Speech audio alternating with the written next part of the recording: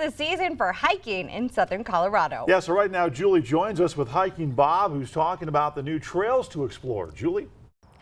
Yeah, we're talking about new trails to explore in Colorado Springs. Of course, we have the hiking guy here in Colorado Springs, Hiking Bob. What trail are we on? Walk us through new places to explore here. This is one of the existing trails that's been in Pulpit Rock for a long time, but they did a master plan process in here. They closed some old social trails, built some new trails. So there's some new trails back further underneath Pulpit Rock that take you up to the rock.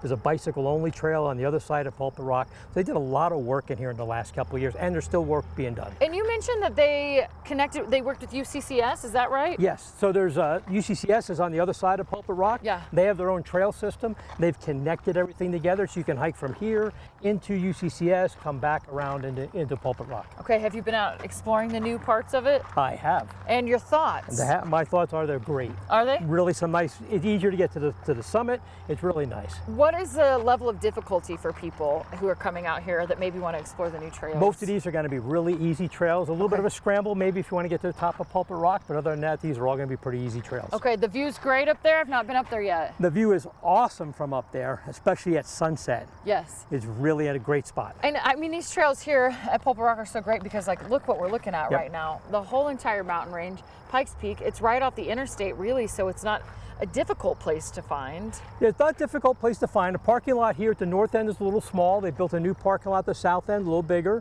and that's a little closer to Pulpit Rock.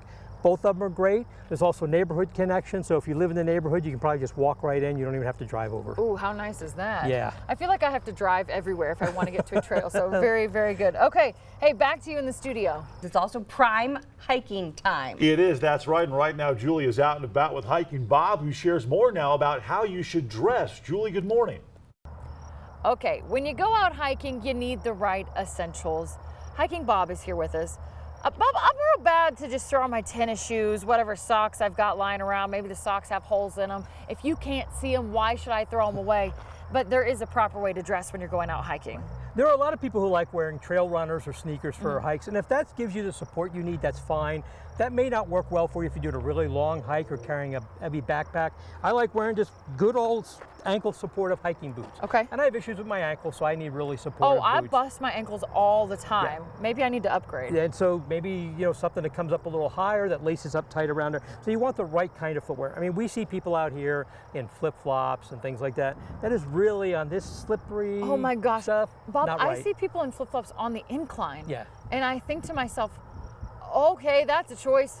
It's not a good one. And not a great one. Yeah, not a great one. Definitely not a great But one. you paired it with good socks. You said there's the right type of socks. Wool socks or something polypropylene. Again, you're talking about wicking moisture away from your skin. These socks do that. That prevents blisters. That prevents all kinds of other issues with your feet. You want to wear the right kind of lower level, what's the word I'm looking for? shorts, Correct. Shorts, pants, the right fabric. Yeah, a lot of times, and in this kind of right now, this time of the season, when it can be a little cool, maybe long pants with the legs zip off, so that if it gets a little warm, you can zip them off. Gets a little cooler later in the day, you can zip them back on. You could half zip, get a little breeze without having to pack around extra You parts. do of something the like pants. that, yeah, absolutely. And then on the upper part of your body, you want to wear a moisture wicking layer right next to your skin. So this is a cotton shirt. I wouldn't wear this directly to my skin, but I have a moisture wicking layer Now, underneath why of it. wouldn't you wear cotton right next to your skin? Well, the problem is if you're sweating, that cotton is gonna just it's gonna absorb it and it's gonna stick right to your skin. And what happens is then it doesn't dissipate the heat away from your body. And if it gets cold later on, which it does when the sun goes down, that wetness is going to stick to your skin. It's going to make you cold. You could be chilly. hypothermic. Yeah, so you want to wear something moisture wicking right next to your skin.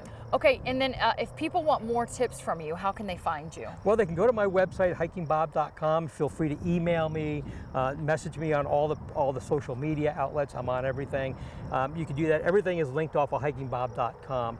Also, I have a column in the Pikes Peak Bulletin. You can follow me there, follow my podcast, all kinds of ways to find me. You're here, there, and everywhere. Okay. I try to be. Hiking Bob, thank you. Back to you in the studio.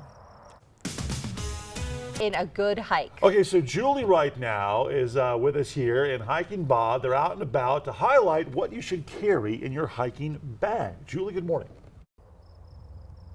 Yeah, if you're going to be on the trails, you need to be prepared. That's why we have summoned the hiking expert in Colorado Springs, Hiking Bob. How are you, Hiking Bob? I am great, Julie. Good. Let's talk about the things that people need if they're going to be out on these trails, especially doing longer hikes. There are essential items you should carry with you on every hike in your backpack. You should be wearing them. The right footwear. We kind of talked a little bit about that in the previous segment. Wear the right footwear. You want sun protection. At this elevation, it may not feel like a hot day, but we get a lot of UV exposure. A hat, Yes. sunglasses, sunscreen, those kind of things to protect you from the sun. You want to carry water. Obviously, the biggest thing we find is people are not carrying enough I'll water. see people on the incline heaving and hawing, no water on them. Right. What are you guys doing? That's what we call, in my old life as a firefighter, they were going to become a victim. Yeah. So you don't want to do that. You want to carry snacks with you. You want to have some food. You're speaking my love language by saying have snacks. You know what I mean? But yeah, good candy bars, usually a good thing to carry with you, except they melt. You want to have some food. You want to have water. You want to have a first aid kit. Things can happen when you're backcountry. Even a small cut could become a big issue if you don't have a first aid kit. You want to have a map, obviously. You want to know where you're going. A GPS if you know how to use one. Sometimes your cell phone cuts out. Like a hard map would be good if you're going to be going into the wilderness trails. Your phone is going to fail you when you need it the most. You're Yep. going to be out of signal, or the battery's going to go dead. So you want a map. You want to know where you're going, some kind of navigation. You want a whistle in case you need to call for help. You want a pocket tool, a multi-tool, or a pocket knife. Those are some of the essentials you should carry. An extra layer of clothing. I carry a lightweight layer in my backpack in the summer, something heavier in the winter, because when the sun goes down, even in the summer here, it can get downright chilly. You're going to need an extra layer.